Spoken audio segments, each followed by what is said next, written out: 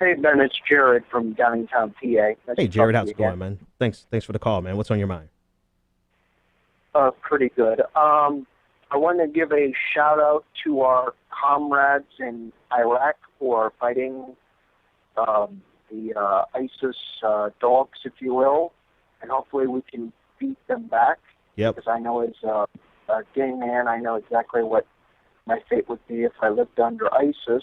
absolutely. But I really want to talk about is why there isn't any media coverage of the WikiLeaks emails of Hillary Clinton saying that Saudi Arabia is funding ISIS.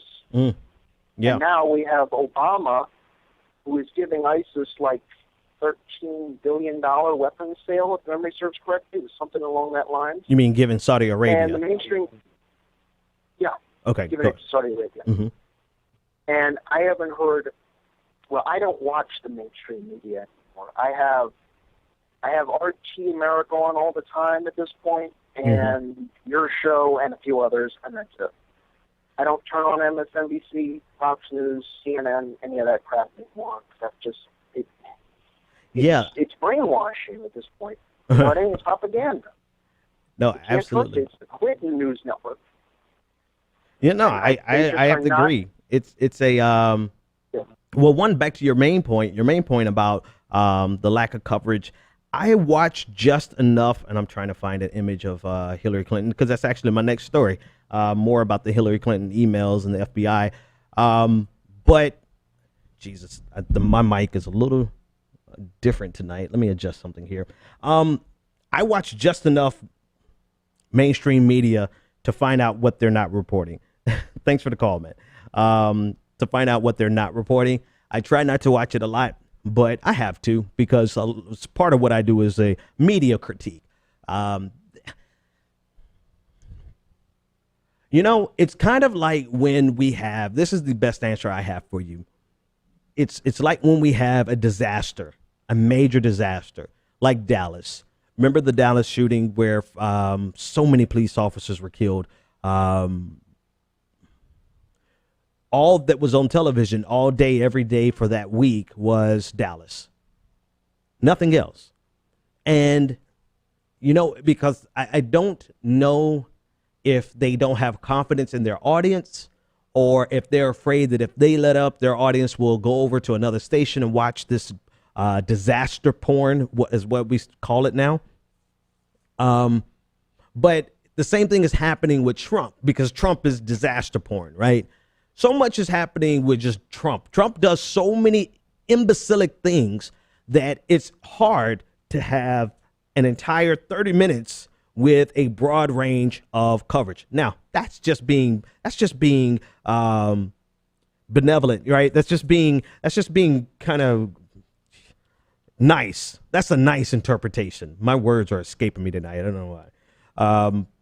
Realistically, if you criticize the federal government, the sitting president, and his foreign policy and his relationship with Saudi Arabia, and not just his relationship, because this relationship goes all the way back to Franklin Delano Roosevelt, America's relationship with Saudi Arabia, and the things that we allowed them to get away with, and the things that we tolerate that are directly contradictory to our ideology and our belief system as Americans.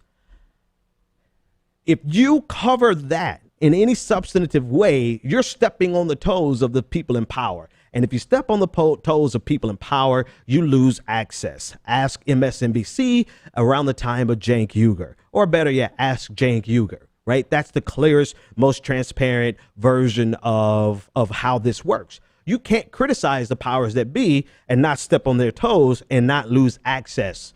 And everybody wants access. Everybody wants the invitation to the correspondence ball dinner, right? Everyone wants to be able to get that nice powder puff piece where they sit down with this coveted politician and talk about their favorite pets, right? Very few people want to be on the outside reporting the truth. And not just reporting the truth, but reporting the inconvenient truth. And the inconvenient truth is America has a relationship with Saudi Arabia that should not exist. not in the way that it does. We should not be funding Saudi Arabia's and being complicit with Saudi Arabia's war in Yemen by any means, not at all. And if we know that Saudi Arabia had their hands and their footprints and their money and their citizens involved in 9/11, as well as being a go-between to ISIS, right? If we know that, there's no way in hell. There's not this. Apparently there is, right? Apparently there is enough oil in hell to make sure that we just are quiet on Saudi Arabia. I think it's interesting. It's more interesting to see when America will buck against Saudi Arabia. And part of the reason we see what's happening in Yemen is America, and this is really effed up, right? But I think this is and not just I think. There's a lot of national security experts who alluded to this. Plenty of articles that you could read up on this. That part of the reason we're helping Saudi Arabia with Yemen is because we really gave them the shaft with Iran. Part of the reason Saudi Arabia is in Yemen in the first place, the Houthi rebels that are backed by Iran, right? And Iran was Saudi Arabia was completely pissed with the United States because of the Iran nuclear deal.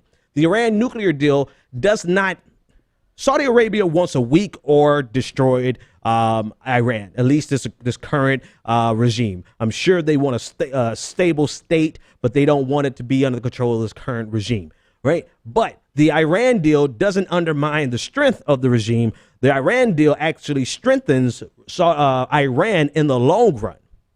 It strengthens Iran in the long run. Therefore, it is something that Saudi Arabia wanted to not happen. They did not want that deal to happen, not in the way that it did happen. And because America bucked Saudi Arabia, which is a good spot for us to analyze and say, okay, where were the competing interests and how did America finally take the opposite side against Saudi Arabia in this Iran nuclear deal? That's worth analysis by itself.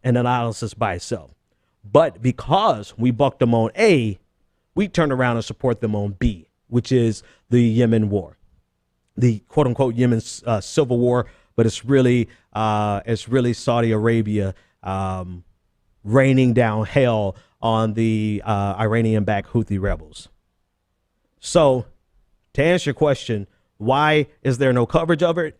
Because who's really going to ask President Obama that question in a one-on-one sit down and expect to get an invitation to the correspondence ball? Well, The Intercept might ask them and not give a shit whether or not they get an invitation. So they're out there. They're just not prevalent enough.